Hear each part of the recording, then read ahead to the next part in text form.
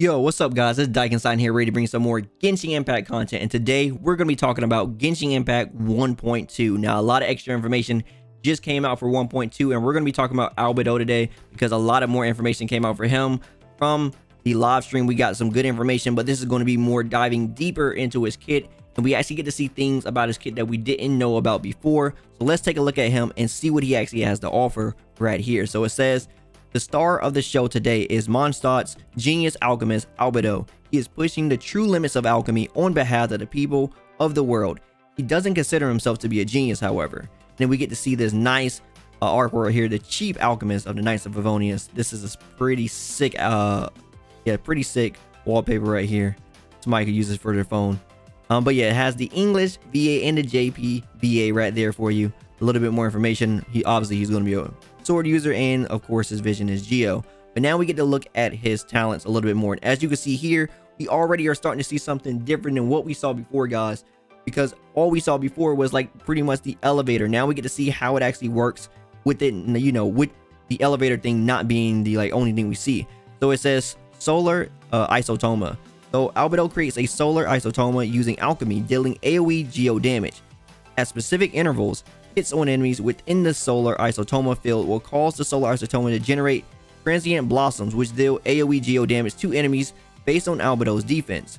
Only one solar isotoma can exist at a given time, and the solar isotoma is considered a Geo construct. So right off the bat, he already sounds like he will work pretty well with a Zhongli, and he's going to be scaling off defense. I want to see how that's going to play out. That's going to be pretty interesting, but it seems pretty interesting because it's going to be doing Geo AOE damage right off the bat, and then hitting it also does Geo AOE damage. So basically what I want to see is he going to be able to switch out, and then other characters are going to be able to get this Geo damage to happen too. I want to be able to see that it's also like probably sort of like Chongyun's, you know, like basically when Chongyu is out, everybody inside this radius can also do the type of damage. But the fact that it's going to be AOE damage on top of that, you see like it sort of spreads out, so just hitting one enemy will allow it to do AOE damage. I think that's pretty nice. And then the fact that it also counts as a Geo construct is really nice. And the best thing about it is, I wonder if it's not just that, but the entire radius, because this radius is huge. Once we look at the next talent right here, which of course is the elevator, which we've seen before. So this is when a character stands at the locus of the solar isotoma, it will gather the power of Geo to form a crystallized platform that lifts the character up to a certain height. Only one platform can exist at a time. Now what we see here is when he actually levitates up, you can start to see the outer edge of where this actual circle is. So the radius of how big this thing is massive. That's a huge radius. So I'm guessing anything inside that radius is considered the Geo construct area. If that's the case, it's going to be a lot of range, or if you got a character like Zhongli to play around with and like, you know, basically set things up, especially for the people who got to see one. This would be something very nice for him to like actually resonate off of, just because that's there too. So I'm pretty sure the resonant part is probably going to resonate from the middle, maybe. I don't know. I definitely got to see how it works. Definitely going to be interesting though. I definitely want to see that. But overall, sounds pretty good considering that he does AOE damage from that, just from hitting them. It says at certain intervals, so obviously not going to be on every hit. But if other characters can use it too, then we're looking at something pretty good here. Now we have the other talent, which is going to be his ultimate right here. This is the right of Progenitor Tectonic Tide. Whoa, what a name. Crystallized Geo energy bursts forth at Albedo's command, dealing AOE Geo damage in front of Albedo. If a solar isotoma created by Albedo himself is on the field, 7 fatal blossoms will generate in the solar isotome field, bursting violently into the bloom and dealing AOE Geo damage.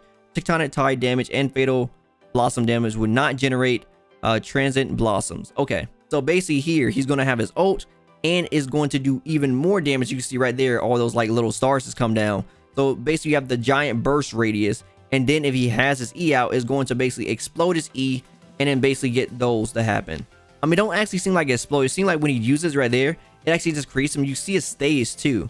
Now it says it will not generate transient, but considering that they're all still in that radius, I guess once you start smacking them, you'll still be able to get the Geo damage to happen too. This is a lot of AOE damage, guys, in one kit.